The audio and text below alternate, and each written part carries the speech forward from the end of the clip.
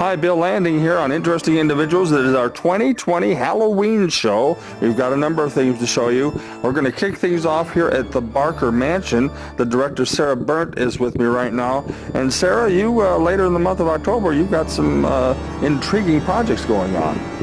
We do. On October 23rd and 24th, we're having our 5th annual blackout tours. So we darken every room in the mansion, and we set up tea lights to guide the way, and guests have the opportunity to experience the mansion in a whole new way, and hear some stories that have more seasonal appeal, some unanswered or mysterious happenings in the Michigan City area and the region. Now, is there anything that's haunted or mysterious about Barker Mansion that we don't know about? We get that question a lot, especially in October. I think, I leave it open to everyone's personal interpretation. We won't be telling any stories about hauntings at the Barker Mansion, but we will be telling kind of some local stories about hauntings. And in Michigan City or LaPorte County or? Yes, yeah. In fact, one of my favorites is the story of Abraham Lincoln's funeral train, and that actually passed right through Michigan City.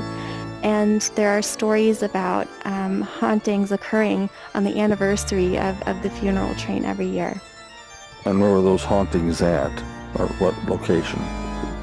There are stories about kind of sightings of a train on the tracks that was never actually there, or lights flickering, that sort of thing. I see. Now, when you do this, are children allowed to come to this event? Yes, they are. We're open for all ages. We're also going to be including some kind of thematic Halloween and Victorian kind of death culture into our regular tours throughout the month of October as well. So you can come in for a general tour and kind of experience some of the unexplained or the mysterious elements on a general house tour as well. Do you know how far some people have come to pay a visit to the mansion for these blackouts? Yeah, we get visitors from all around the country, especially because Michigan City is an attraction for the lake as well. So a lot of those visitors come and stop by the mansion. Outstanding. Now, are you going to be the guide for the tour, or is there someone else that does that? Great question. We have a great team here of volunteers and staff. So we're going to have a number of people working the event. We're referring to them as a shepherd, but a guide to walk individuals through the mansion, especially because it's going to be quite dark. And in each of the rooms, we're going to have volunteer actors.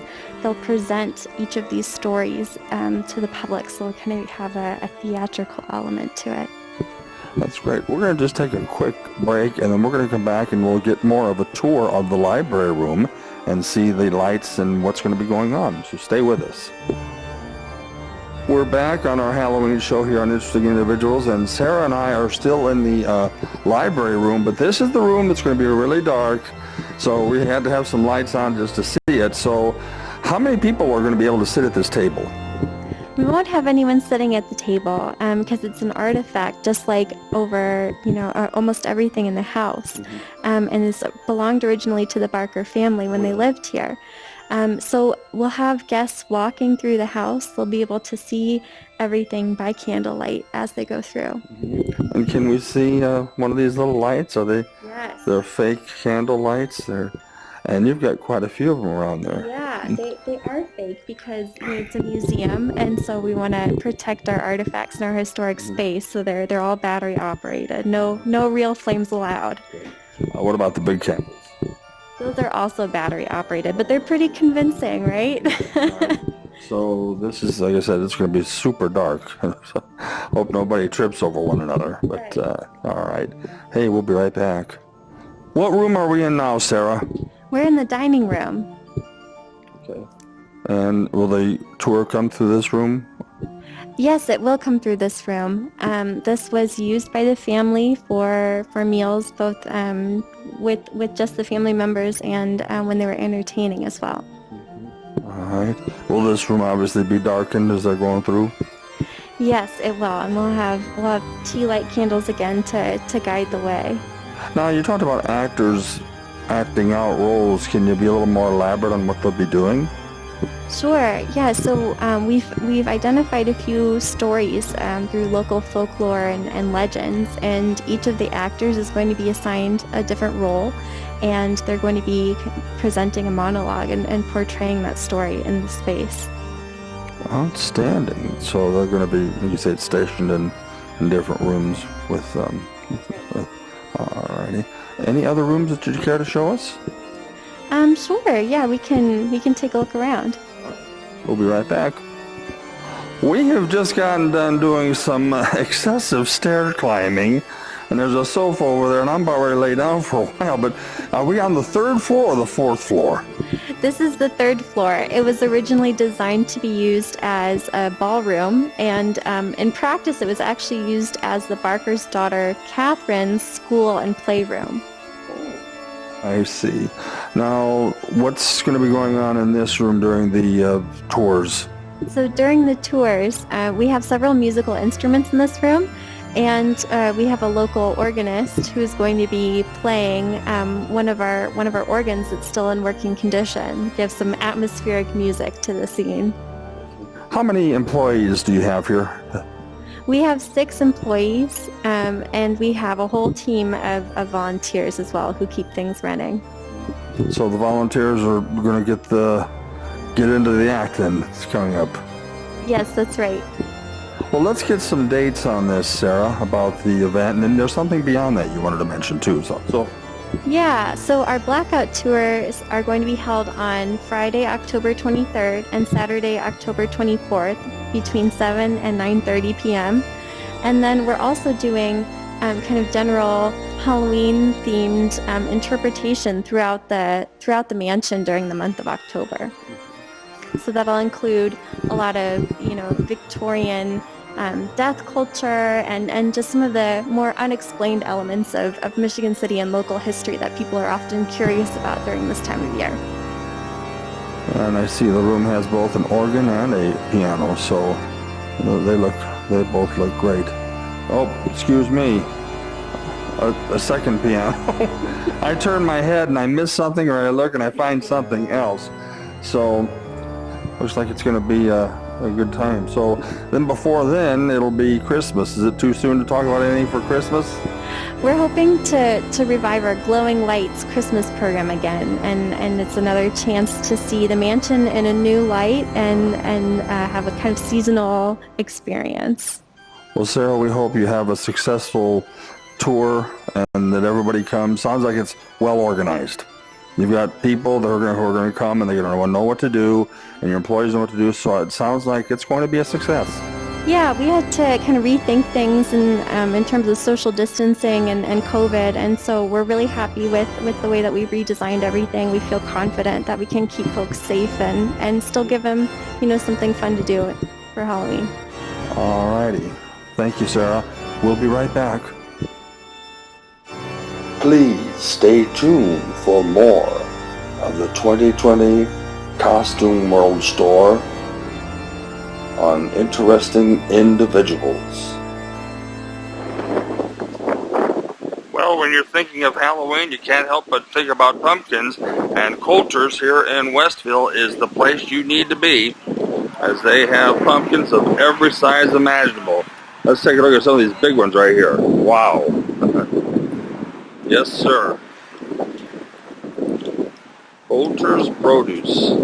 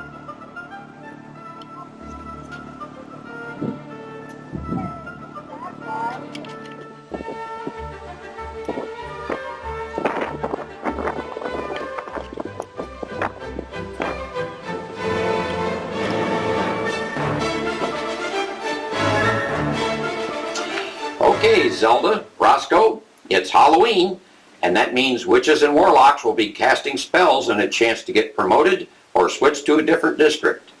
So what you've done this year is important. Right, Emil, I know where I'm going tonight. So tell us how well we did this year, Emil. Well, let's see here. Zelda, you cast 43 spells this year, but that's down from 47 last year. And Roscoe, you went down from 42 to 37. The elders don't like to see that. We do hit slumps now and then again, you know.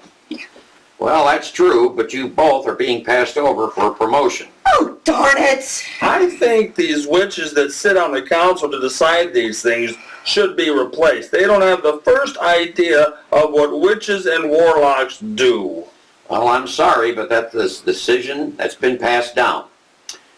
Well, moving on to tonight, the night where more and more spells get cast by us, what will you two be doing? I'm going to New York. There's this huge party at the Randolph building, and some of my witch friends are going to go with me. The special guest is Shane, a warlock who has control of 4 small countries. Oh. Sounds great, Zelda. I myself will be at the gathering in Chicago. I had fun there last year. Some mortals were drinking punch, so I poured in some antifreeze, and after they drank it, their reactions were incredible. Well, I myself, I'm heading to Houston. They have a huge jack-o'-lantern display. I should find something to do while I'm there. Last year, I went to Omaha. There was a guy at the event who was causing trouble, so I flung him head first into a slot machine. Oh, man. Now, Zelda, Roscoe, don't forget, all witchcraft stops when you hear the chimes of midnight ringing. Sure. That indicates that Halloween's over for another year. Here's to a happy Halloween. Happy Halloween!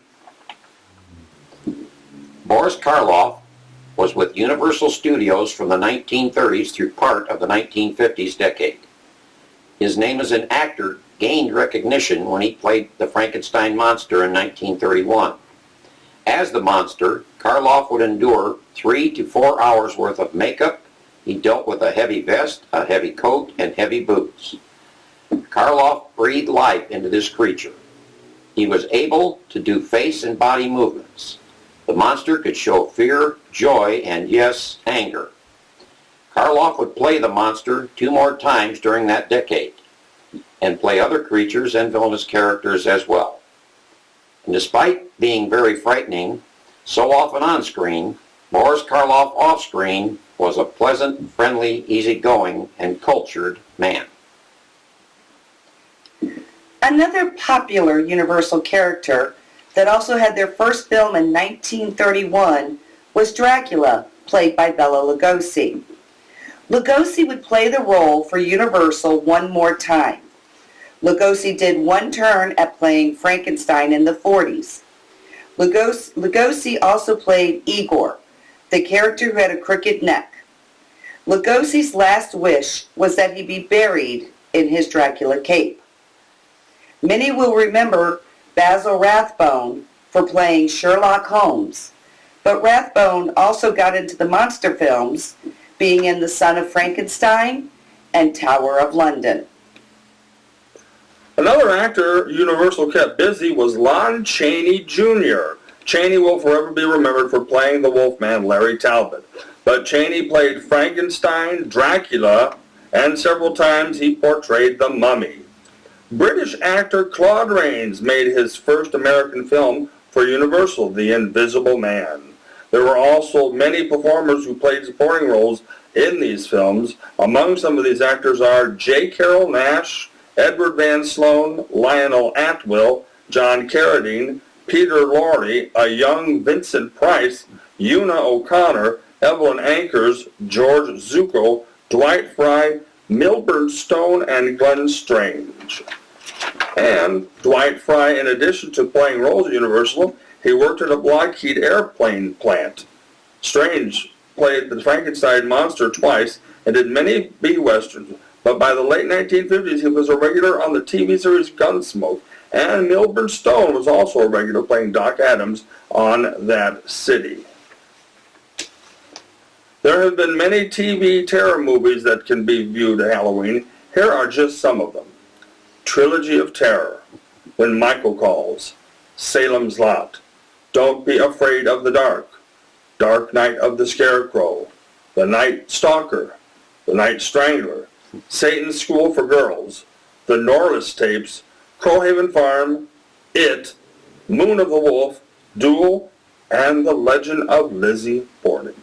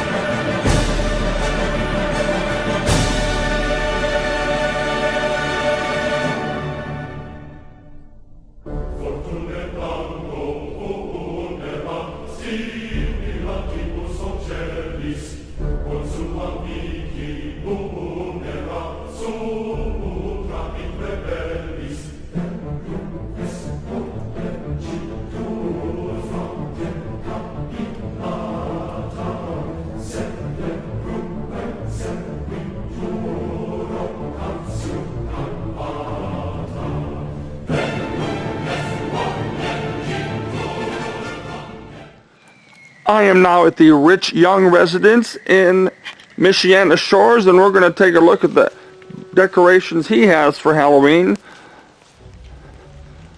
outside of his home. Good evening to you, sir.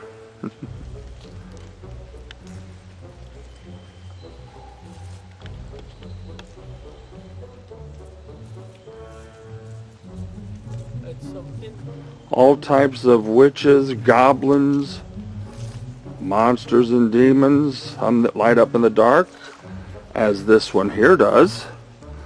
Hello, Drac. And a boo to you too. Happy Halloween. You can hear noises of people or creatures. And here's another one that's lit up. Somebody is making a lot of noise here. Oh!